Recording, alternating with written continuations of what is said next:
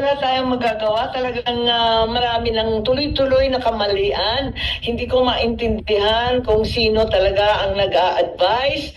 Nung bata pa ako, maliit pa ako, hindi naman maliit, pero teenager pa ako, sinabi ko na talaga, Malacanang is a snake pit. Nung panahon ng tatay ko yun, kasi kung ano-ano ang, kung sino lumalapit, kanya-kanyang agenda.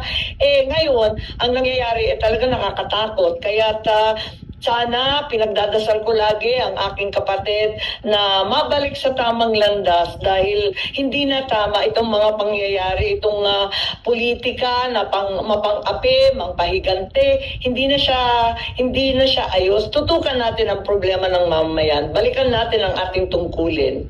Ma'am, hindi ba kayo nag-try na tawagan siya para sabihin na yung sitwasyon ng bansa, ganito, hindi ba siya nakikinig sa inyo? Hindi.